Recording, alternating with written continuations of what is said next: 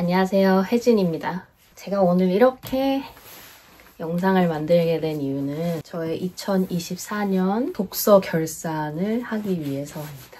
짜란! 예! 사실 책을 그렇게 많이는 못 읽었어요. 한 15권 정도? 이렇게 여러분들이랑 같이 저의 개인적인 감상들을 공유하고 싶어서 이렇게 영상을 켜게 됐고요. 제가 몇 권만 뽑아서 한번 이야기를 해보려고요. 첫 번째 책부터 한번 가보실까요? 꾸꾸! 첫 번째 책은 제가 밀리의 서재에서 읽었던 아무튼 디지몬이라는 책입니다.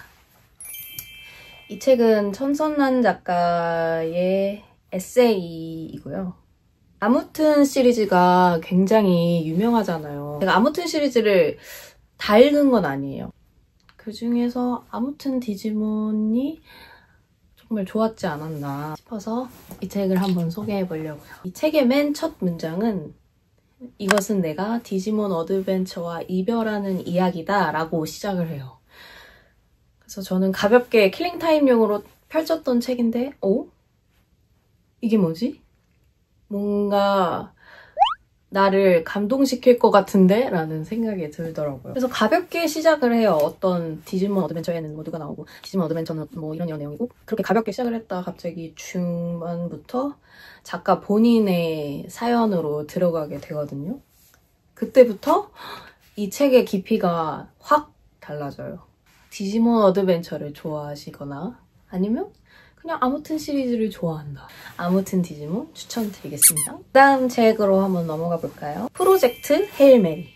이 책 진짜 너무 귀엽고 너무 재밌어요. 제가 너무 책이 두껍고 분량이 길어가지고 사실 몇 번 펼쳤다 덮었어요. 초반에 조금 그런 위기가 있었다. 하지만 초반을 넘어가서 이제 중반으로 가면 너무 재밌는 거예요. 사실 저는 SF 소설은 많이 못 읽어봤거든요. 근데 프로젝트 헤일 메리를 읽고 SF 소설의 매력을 알게 되었다. 추천입니다. 분량이 많은데 정말 읽어보실 만해요. 너무 재미있고 이것 역시 킬링타임용으로 굿. 다음 책으로 가볼까요? 다음 책은 반려동물을 잃은 반려인을 위한 안내서라는 책입니다. 이 책은 제가 선물 받은 책이에요. 제가 사실 2024년에 정말 힘든 일이 많았는데 그 중에 가장 힘든 일을 겪게 됐거든요. 제가 9년을 키우던 강아지가 하늘나라로 갑자기 가게 되었어요. 너무 예상치 못한 이별이어서 너무너무 힘들었던 기억이 나요. 떠나보낸 지 얼마 되지 않아서 아직도 많이 생각이 나는 상태인데 여튼 제 친구 연준이가 제가 우리 강아지 뽀야를 떠나보냈을 때 선물해줬던 책이에요. 펫로스 모임에 나온 사람들의 사연과 그들이 가진 슬픔들을 어떻게 극복하면 좋은지를 한꺼번에 묶어놓은 책이다. 사실 연준이가 선물해줄 때, 이 책을 선물해줄 때 혹여나 도움이 되지 않거나 혹여나 더 상처를 받게 될까봐 걱정스러워하면서 선물을 해줬다고 하더라고요. 근데 이 책을 읽으면서 많이 조금 심적으로 많이 도움이 됐던 것 같아요. 제가 그중에 가장 위로받았던 구절은 깊은 슬픔은 헤어진 친구에 대한 자신의 사랑의 강도를 반영한다는 걸 유의하세요. 여러분의 친구는 커다란 사랑을 받으며 풍요롭게 살았답니다. 당장은 의미가 없을 수 있는 일말의 우려와 함께 다음에 제안을 드리며 미래의 한 시점에 있는 여러분을 상상해 보시기 바랍니다. 지금부터 얼마간이 지난 그 순간 그토록 완전한 사랑이 인생이 줄 수 있는 가장 특별한 선물이었음을 알게 될 것입니다. 여러분 자신을 친절하게 대해보세요. 이 힘든 시간에 여러분이 특별한 보살핌을 받을 자격이 있음을 기억하고 스스로에게 그에 합당한 대접을 하세요. 사실 자신이 키우던 반려동물이 죽음을 맞이하게 되면 보호자들은 자신의 탓을 가장 많이 한단 말이에요.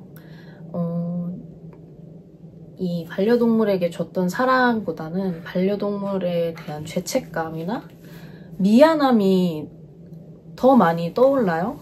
그래서 저도 뽀야가 하늘나라로 갔을 때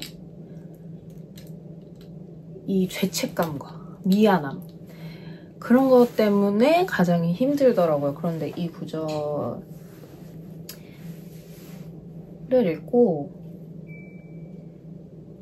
우리 강아지가 그래 많은 사랑을 받으면서 자랐지. 그리고 내가 준 만큼 내가 준 것보다 더 많은 사랑을 뽀야가 나에게 줬지. 이런 생각을 더 많이 해야겠다. 그래, 그 생각을 더 많이 하는 게 맞다라는 생각이 들더라고요. 너무 그러니까 생각의 전환을 하게 도와줘서 너무 큰 도움을 받았고, 이 책은 펫 로스를 앓고 있는 반려인들을 혼내는 책이 아닙니다. 그러니까 지금 혹시 펫 로스 때문에 너무 힘드시다거나 아니면은 힘든 시기는 지났지만 그래도 이것에 관련한 책을 한 번쯤은 읽고 싶다 하시는 분들은 이 책을 추천드립니다. 아주 분량이 많지 않아서 후루룩 뚝딱 읽기에 아주 좋은 책이에요. 그래서 한번 읽어보시길 추천드리겠습니다. 다음 책입니다. 어린이라는 세계라는 책이에요. 제가 이 책은 제가 겨울서점이라는 유튜버님을 굉장히 좋아해요. 그분이 추천하는 책은 웬만하면 다 읽는 편인데 그분이 추천했어서 한번 오래전에 구매를 알라딘에서 했다가 작년에 읽어보게 된 책인데 비단 어린이들의 어떤 그런 재미난 귀여운 에피소드들만 뿐만 아니라 노키즈존 그리고 사회적 약자들에 대한 작가 개인의 그런 감상들도 적어놨거든요. 저도 그렇고 이걸 보시는 여러분도 그렇고 모두가 어린이였었어요. 어린이였던 우리는 결국 노인이 될 거예요. 결국 우리는 사회적 약자에서 벗어날 수 없어요. 그렇기 때문에 우리가 사회적 약자를 배제시키는 사회가 아니라 사회적 약자를 더 우선시해주는 사회를 만들지 않으면 결국 우리는 모두 다 같이 불행해질 수밖에 없다. 이 책을 통해서 생각해 보시면 좋지 않을까 그런 생각이 들었던 작품입니다. 다음 책은 짠짜란 물고기는 존재하지 않는다 라는 책입니다. 이 책 또한 유튜버 겨울서점님이 추천해 주셔서 예전에 사놓고 이제야 읽었던 책이에요.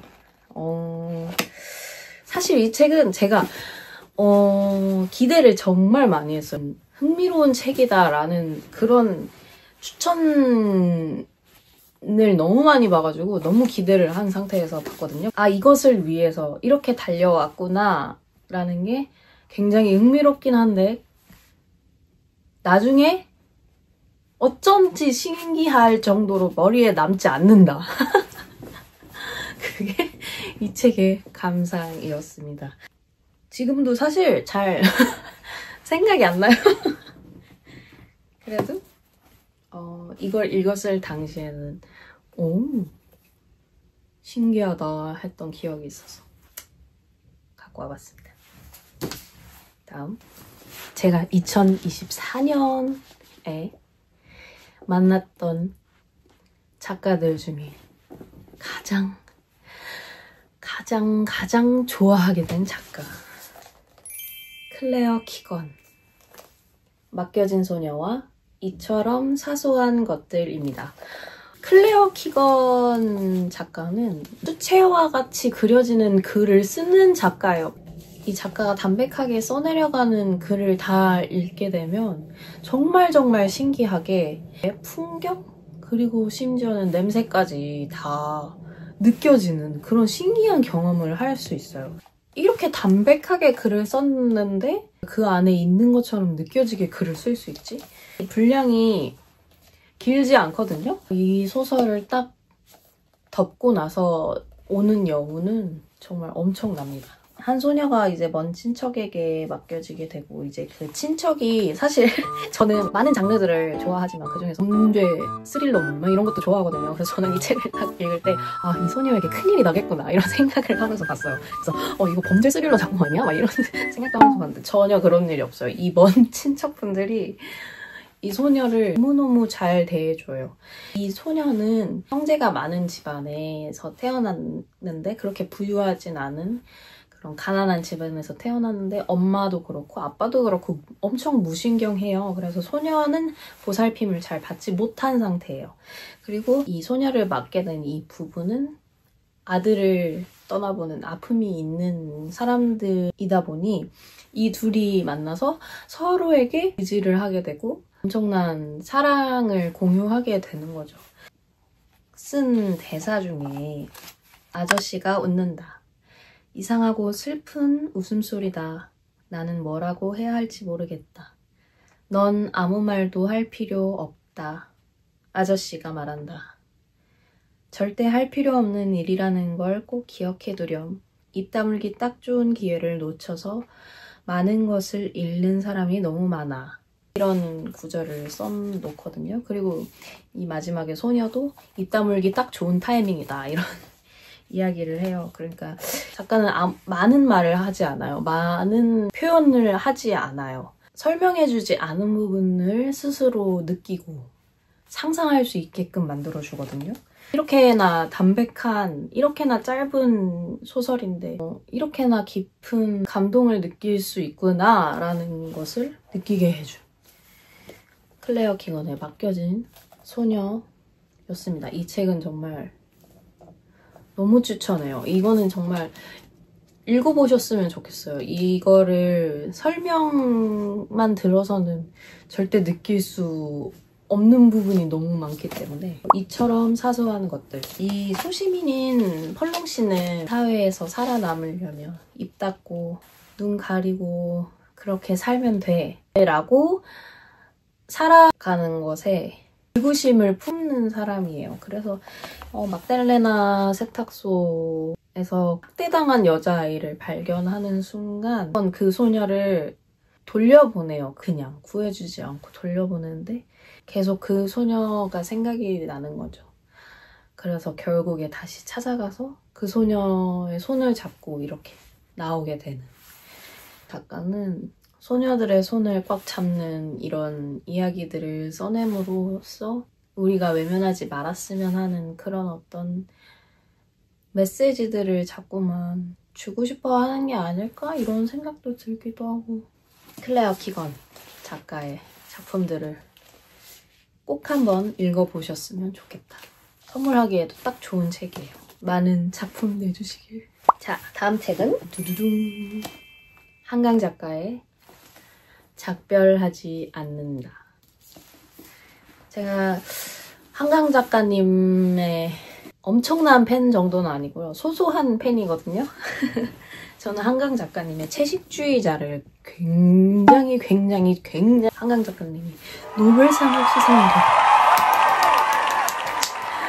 와, 우리나라에서 노벨상이라니. 그것도 여성 작가가 노벨상을 수상하다니. 그래서 이 작별하지 않는다는 제가 예전에 사놓고 이것도 예전에 사놓고 작년에 이제 노벨상 수상 소식을 듣고 기쁜 마음으로 펼쳐봤던 책입니다. 이 책 이랑 그리고 히라버 시간. 히라버 시간도 제가 작년에 참 재밌게 읽었는데 저는 히라버 시간보다는 이 책이 더 좋았던 것 같아서 들고 와봤어요. 한강 작가님의 아주 유명한 소설인 소년이 온다는 5.18 광주 민주화 운동을 배경으로 쓴 소설이잖아요. 이 작품은 제주 4.3 사건을 배경으로 쓴 작품이고 이 작품도 정말 소년이 온다와 비슷하게 정말 마음을 후벼 파는 진짜 한강 작가님의 스킬이잖아요. 한강 작가님의 스킬. 가슴을 후벼 파다 못해 뒤집어서 거기에다가 이제 사포질을 하는 고통을 느끼게 하는 그 한강 작가님의 스킬이잖아요. 이 작품 역시 그렇습니다. 간략하게 줄거리를 이야기를 하자면은 소년이 온다와 이어지게 되거든요. 맨 처음에. 그것도 너무 재밌는 포인트인데 경하가 이제 아픈 개인사를 겪고 있던 와중에 친구 인선에게서 연락이 옵니다. 자신이 크게 다쳤고 지금 서울의 병원에 있다. 원래 제주도에서 사는 친구거든요. 그러니 내가 키우는 새를 돌보아주러 네가 제주도 우리 집에 한번 가줄 수 있겠니? 에서 이 작품의 이야기가 시작이 돼요. 그래서 정말 너무너무 추운 겨울, 눈이 너무너무 많이 내리는 제주도에 경아가 가게 됩니다. 가는 길은 결코 쉽지 않아요. 이 우여곡절 끝에 막 가다가 다쳐서 피를 줄줄 흘리면서 어떻게 도착을 하게 돼요. 인선의 집에. 그런데 인선의 집에 딱 도착을 했는데 새가 싸늘하게 죽어있어요. 그래서 죽은 새를 묻어줘요. 나무 밑에. 이제 2부로 넘어가요. 2부에서 딱 일어났는데 죽은 새가 살아있어요. 죽은 새가 살아있고 그리고 병원에 있어야 할 인선이 등장을 해요. 이 일렁이는 촛불 하나에 의지해서 이야기를 이제 하게 되는데 이제 인선의 어머니는 제주 4.3 사건의 피해자예요. 인선의 어머니가 겪었던 그런 아픔들을 이제 하나씩 보여줘요. 피해 사실들이 막 이렇게 제주어로 나오거든요. 그런데 그게 제주어라 읽기가 쉽지 않아요. 그래서 더듬더듬 읽어가게 되는데 그 한강 작가가 이 피해자들이 겪은 고통들을 이 하나하나 표현해 나가는 그 작업들이 정말 디테일하고 너무너무 마음이 아프거든요. 근데 그거를 천천히 아주 느린 호흡으로 같이 읽어가다 보면 피해자들의 고통을 다 온전히 우리가 알 수는 없을 테지만 조금이나마 같이 느껴지게 되거든요. 그리고 3부로 넘어가서 인선과 경아가 촛불 하나에 의지한 채 집을 나와요. 집을 나와서 이제 숲속으로 이제 들어가게 됩니다. 그렇게 짧은 3부로 이야기가 마무리가 되는데 2부에서 작가가 써놓은 구절 중에 하지만 모든 게 끝난 건 아니야. 인선의 목소리가 그 열기 사이로 번졌다. 정말로 헤어진 건 아니야 아직은. 이런 구절이 나오는데 작가가 계속해서 이러한 역사적인 아픔을 계속해서 소설로 만들어내는 이유라고 생각을 하거든요. 되새겨야 한다라는 것을 작가는 계속해서 말하고 싶어 하는 것 같아요. 그리고 그것이 결국 노벨 문학상을 받게 된 이유가 되기도 했다고 생각을 해요. 이 뼈저린 역사적 아픔을 우리는 계속해서 상기시켜야 한다. 숨을 들이마시고 나는 성냥을 구웠다. 불붙지 않았다. 한 번 더 내리치자 성냥개비가 꺾였다. 부러진 데를 더듬어 쥐고 다시 긋자 불꽃이 솟았다. 심장처럼. 고동치는 꽃봉오리처럼. 세상에서 가장 작은 새가 날개를 퍼덕인 것처럼. 이라는 문장으로 이 책이 마무리가 되는데 이 부러진 성냥개비를 다시 쥐어서까지 불을 붙여요. 그리고 꺼진 불꽃에 불을 켜듯이 계속해서 우리는 상기시켜 나가야 한다. 이런 말을 하고 싶었던 게 아닐까. 한강 작가님이 하신 말씀 중에 가장 유명한 말씀이 있잖아요. 죽은 사람은 산 사람을 구할 수 있을까? 이것을 우리가 잊어서는 안 된다.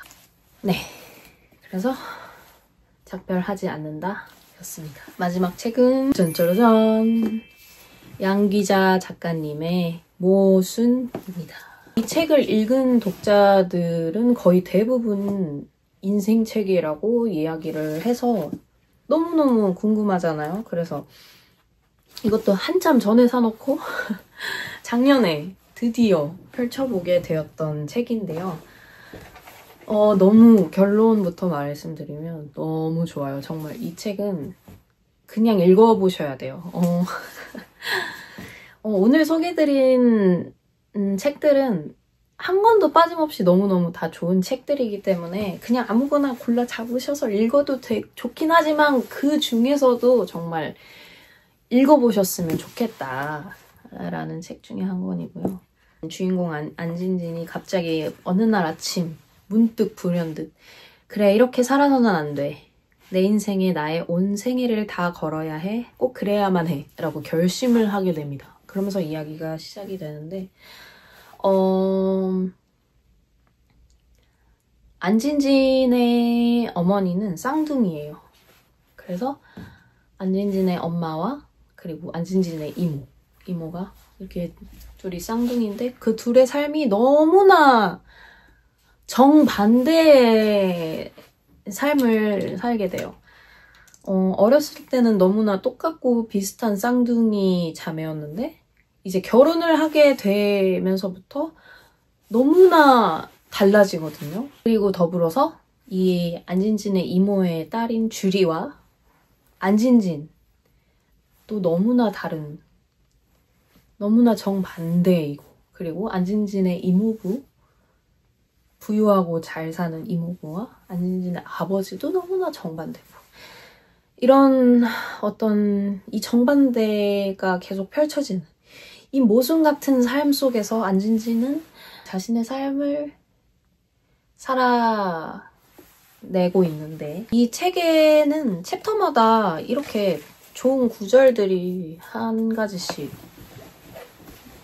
마음에 남을 구절들이 한 가지씩 요약이 되어 있는데요. 그 중에서도 가장 기억에 남는 구절을 하나 읽어드리면, 인생이란 때때로 우리로 하여금 기꺼이 악을 선택하게 만들고 우리는 어쩔 수 없이 그 모순과 손잡으며 살아가야 한다는 사실을 주리는 정말 조금도 눈치채지 못하고 있는 것일까?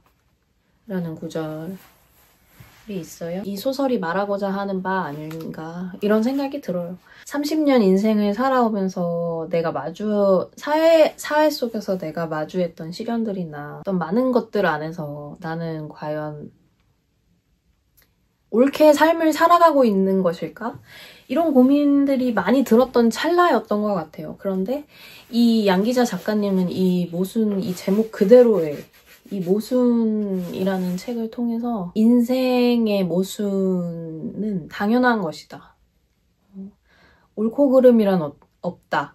이런 것을 양기자 작가님은 이 책을 통해서 말해주고 싶었던 것 같아요. 이 책을 읽고 어쩐지 나도 모르게 큰 위로를 받았다? 이런 생각이 들게 되더라고요. 이 책을 읽으실 분들을 위해서 제가 큰 스포는 하지 않겠습니다. 너무나 큰 스포가 있거든요. 그 일련의 큰 사건 때문에, 이 거의 후반부에 등장하는 그 사건 때문에 이 가슴에 쿵 하고 내려앉아요, 이 작품이. 그래서 이 작품이 정말 많은 독자들의 마음에 깊숙하게 들어가게 되지 않았을까. 그리고 작가님이 이 작품 마지막에 이제 작가님이 말을 써놨어요.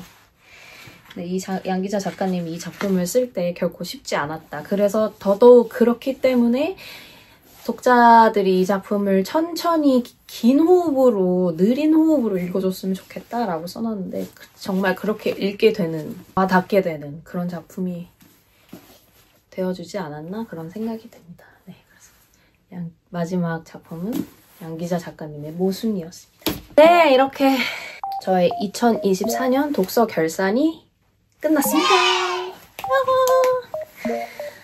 여러분들은 이 영상을 어떻게 보셨는지 모르겠어요. 2024년에 읽었던 책들이 저에게 참 많은 위로를 건네주었던 것 같아요. 독서를 꾸준히 많이 하는 2025년이 되었으면 좋겠고요. 이번 영상 시청해주셔서 감사하고요. 저는 다음 영상으로 돌아오겠습니다. 감사합니다.